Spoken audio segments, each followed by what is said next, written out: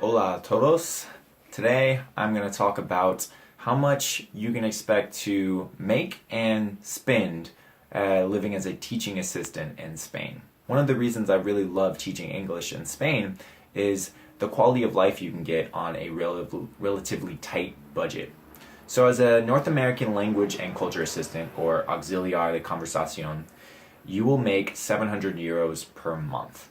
This is everywhere except for Madrid, where I think they adjust for cost of living and pay 1,000 euros per month. I'm not actually sure if that extra, 300 euros makes a big difference. I haven't lived in Madrid and I haven't met too many auxiliars who work there, but that is a place where they pay more. Now, 700 euros per month probably doesn't sound like much, and to be honest, it isn't a huge amount. However, it is very livable.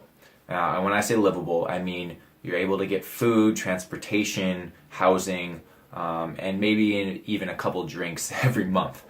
But as far as doing a bunch of traveling and really doing a bunch of extracurricular type stuff, you're not going to be able to do too much. So right now I'm going to break down my main expenses, which are still subjective because every person's experience is going to be a little bit different.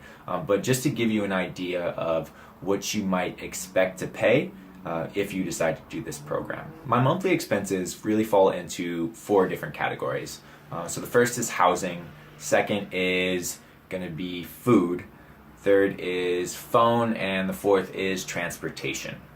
So I'll give a very basic overview of how much I spend in each of these categories, and then in future videos I'm going to try and get into some more specifics in a couple of them. Let's start with housing. This is actually the 3rd apartment I've lived in since starting this program in 2015. So my first apartment last year, which was in a small city outside of San Sebastian, I was paying, I want to say, about 315 euros per month, and that was including gastos.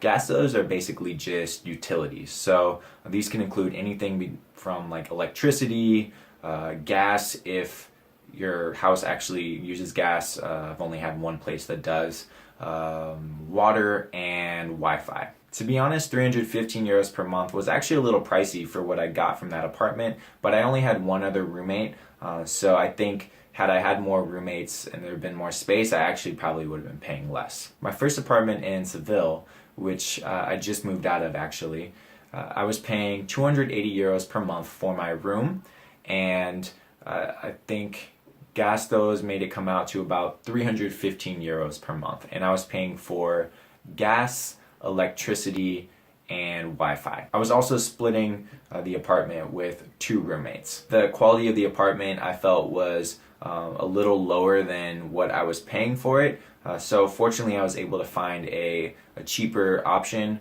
which was actually just a better living situation in general for me, and around the same area where I needed to live in. And right now, my new place, I'm paying, I want to say, 215 euros per month for the room, and I've got 2 roommates this time as well. And they've told me, I haven't paid gastos yet, but they said that it shouldn't come out to any more than 250 euros per month.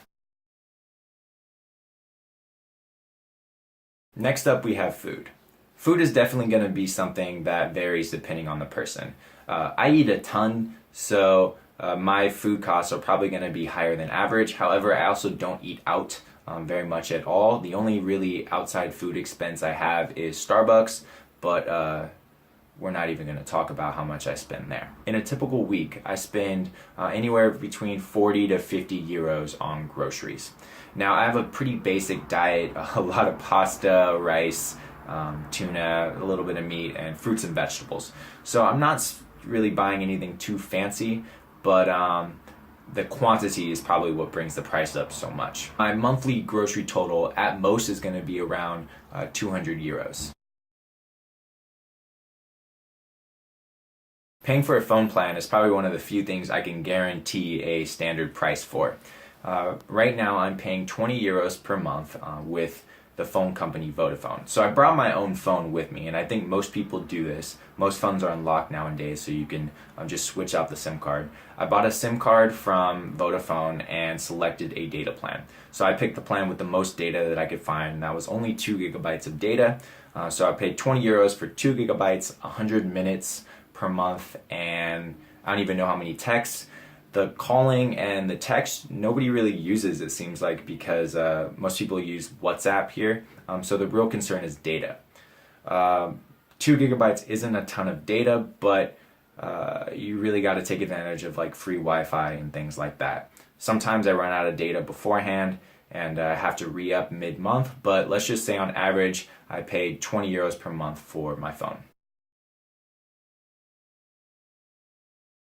The last category I'm paying for is transportation, and this is also something that's going to vary quite a bit depending on where you live. Because I have to commute to school by bus 4 days a week, I'm paying around 35 euros per month for transportation. I also use the bus to go to private classes and a few other things, so it kind of varies, but let's just say 35 euros per month on just bus costs. Last year, I barely had any transportation expenses because my school was within like 2 minutes walking distance from my house. So anytime I took the bus or train, it was really just because I wanted to go see a friend or hang out in the city center.